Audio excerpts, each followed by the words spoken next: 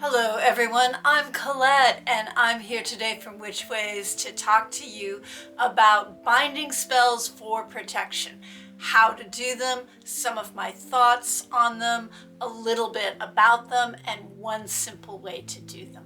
First, I want to say that binding spells are not beginner magic.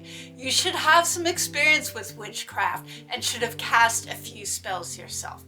Now, if you find yourself in danger and need to do a binding, please try and find someone to help you who's a little more advanced if you can. These are just my personal opinions, and you have the right to make these kinds of decisions for yourself and work out your own ethics around bindings. I'm going to share just a couple of thoughts about alternatives to binding at the end.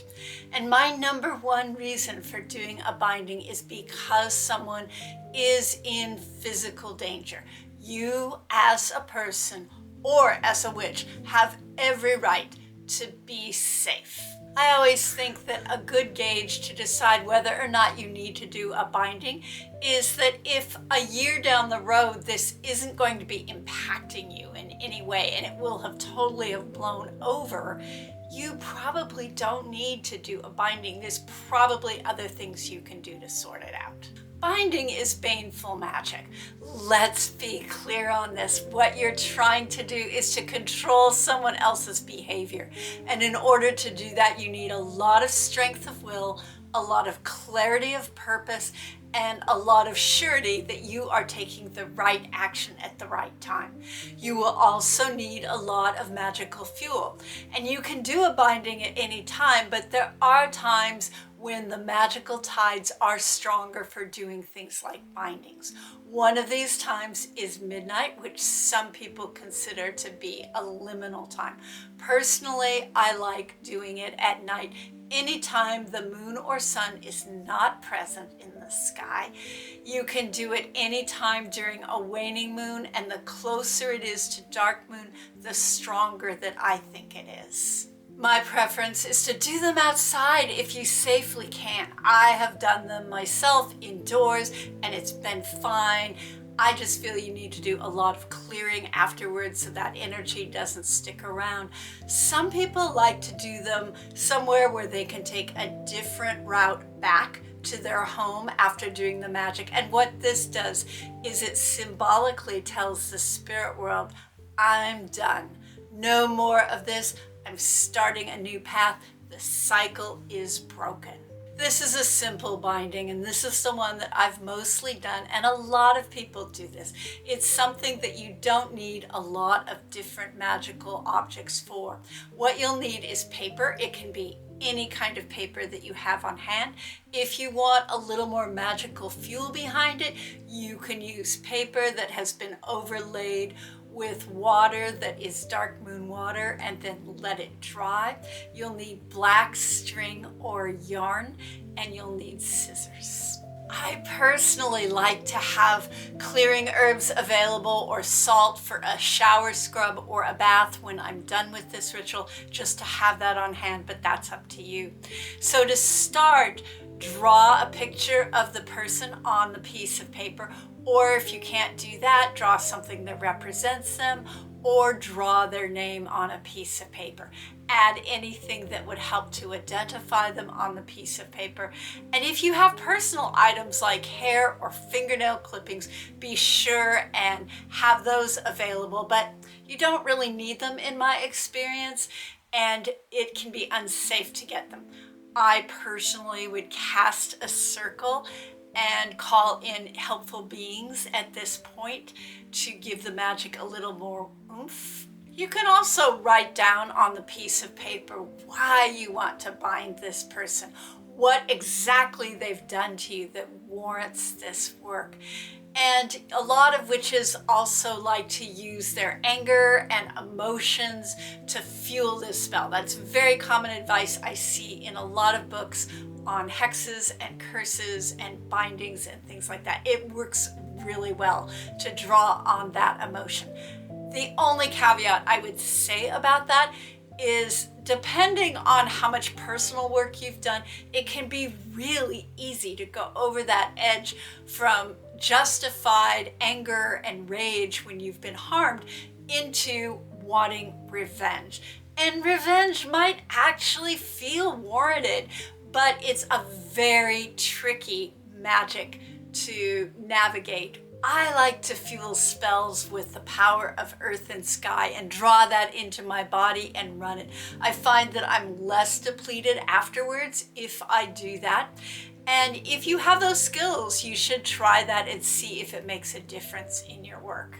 To do the actual binding, you can fold the paper up. And I've always done it by folding the paper in on itself, but a lot of people prefer to fold it away from them to symbolize that they are moving that energy away from themselves or rejecting it. You can also roll it up, moving it away from you, rolling it in the direction away from you. And as you're doing this, it's important to say, I am doing a binding and here's why I am doing it. And if you know the person's name, state their name and just keep repeating that. Then take your string and wrap it tightly around the folded or rolled piece of paper. Again, saying that you are binding XYZ for doing XYZ. Then you continue wrapping the string or yarn around that paper until it is covered as much as you can possibly get it, and tie at least one knot. I think finishing is an often overlooked part of spell magic. Having a spell feel really complete and defined and done will help it last longer and will help you feel more comfortable with your work. So one of the ways that you can do this is through increasing the number of knots that you use. You can go crazy and put lots of knots all over it if you want, or you can use the power of numbers. So for the power of 1, the knot is done. By the power of 3 times 3, as I will it, so mote it be. And you can use this with 3 knots or with 9, which is 3 times 3. You can add a little phrase like, by the power of 4, I shut that door. Or by the power of 5, the binding is alive. Whatever feels most potent to you. You can also put 10 knots in if you really want to start a new cycle and change something in your life in regarding the way that you interact with this person or this binding, because 10 represents a new cycle. The sayings that I shared with you are inspired by a knot charm, which as far as I know was invented by Gardnerianism in the 70s. I've finished bindings by dripping candle wax on them all over the string and the folds of paper, sort of like sealing a letter to the spirit world or the magical world. I have also finished them by doing the thing that I almost always do at the end of spells, which is draw a pentacle over them in the air and a circle with either a wand or a knife. And then when I'm done with the whole thing, I usually bury it, often fairly far away from me, but you can put it in your backyard. Many people do that. A few times I've even thrown it in the fire and burned it. When I'm completely done, I clear the space if I've done it indoors. If I've done it outdoors, I will walk home by a different route. That's an early thing I've learned that I've never really given up on.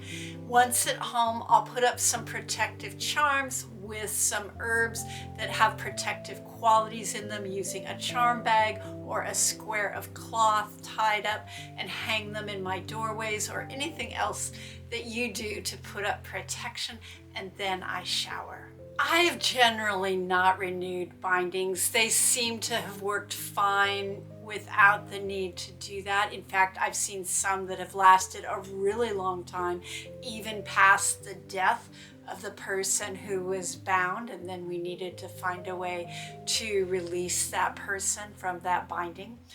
But if you find that they are fading, and I do find that many charms and spells do fade sort of anywhere between 3 months to a year or so, especially if they're herbal based.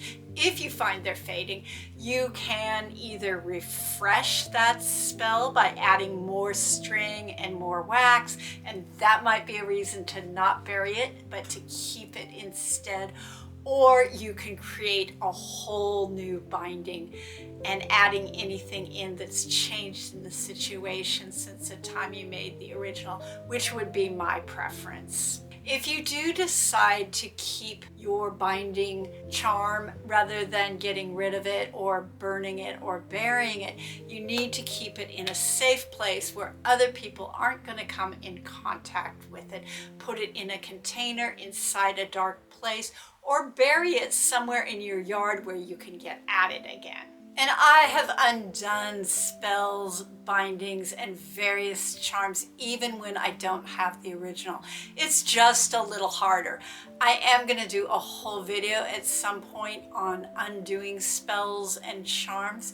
But if you think in general with any spell or charm that you're going to have to likely undo it, that might be a reason to do an alternative in the first place. And certainly there are valid reasons why you might need to undo a spell, but maybe take that into consideration as one of the things to think about when you're getting ready to do any kind of spell. I want to share alternatives to binding just because it is a more advanced form of magic and you may not feel completely up to it. You have every right to magically protect yourself just the same way you would physically protect yourself or those you love if you were in physical danger. So that's my preface. However, you may want to consider some other options. So for example, can you safely remove yourself from the sphere of influence of that person? Sometimes I know this isn't possible due to resources or for complex other reasons. Will protective charms or warding yourself and your house do just as well for you? Is there a being you could call on that would be willing to intervene on your behalf to keep you safe?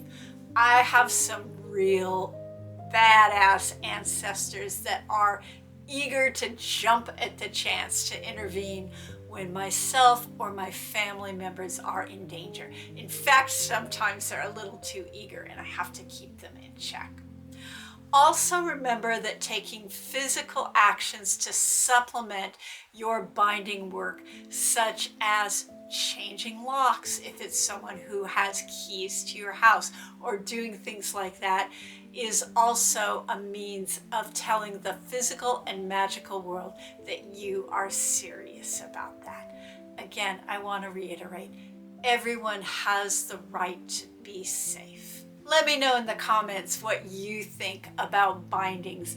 They're a little controversial, not quite as controversial as hexes and things like that, but people do have mixed feelings on them.